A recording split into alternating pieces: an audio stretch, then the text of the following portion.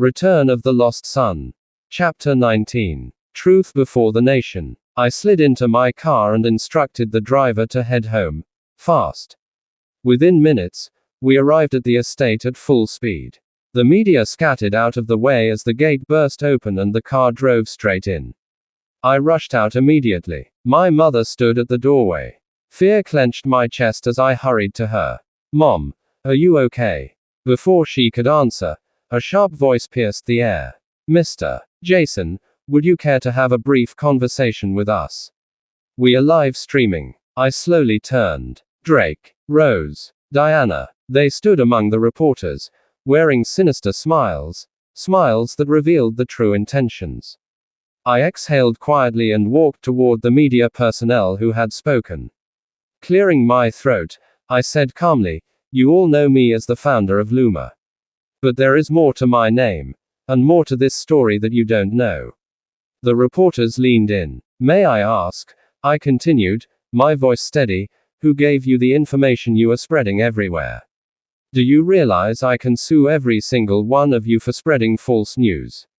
Panic flickered across their faces. Before any of them could respond, Drake stepped forward, holding up a document. "My marriage certificate," he declared loudly. "Everything I said is true." A voice echoed from behind the reporters. Firm, fearless. "You are too bold, Drake." They all turned. Selena stood there, her eyes cold with authority. "Aren't you afraid you'll be locked up once your dirty deeds come out?" Murmurs spread through the crowd. One reporter whispered loudly, "That's Selena, the CEO of Lucky Hospital. She has been Mr. Jason's spokesperson for the past year." Selena stepped forward and raised her tablet. "These are Lucky Hospital's surveillance recordings."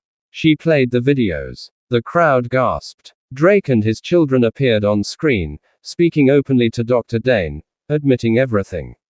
That Drake had married my mother only as a tool. That he used me and my mother for money. That he forced me to work on construction sites. That he sent me to underground mining.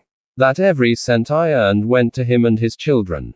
And when I became a so-called vegetable, he planned to kill me and claim my insurance money. My mother covered her mouth, trembling.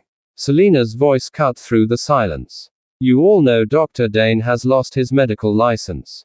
These crimes are the reason it was revoked." She didn't stop there. "I also found a woman who lived next to Drake. She recorded how he treated Jason and his mother.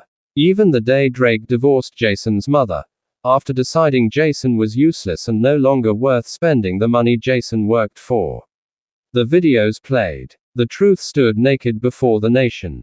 The crowd erupted. "Arrest them. Call the police. They're criminals." Within hours, the country was buzzing. Drake, his son, and his daughter became public enemies. Luma's company value soared. People spoke not only about my success, but about my kindness. About how I helped orphanages. About how I never abandoned the weak, even when the world abandoned me. Luma rose to another level. The next day, peace returned to my mansion. Mr. Back came for lunch. Selena came too, along with her siblings. For the first time in a long while, we cooked together. Laughed together. Talked like family. After hours in the kitchen, we finally gathered around the dining table, eating, smiling, sharing warmth. Then my phone rang. I looked at the screen. And my smile slowly faded. To be continued.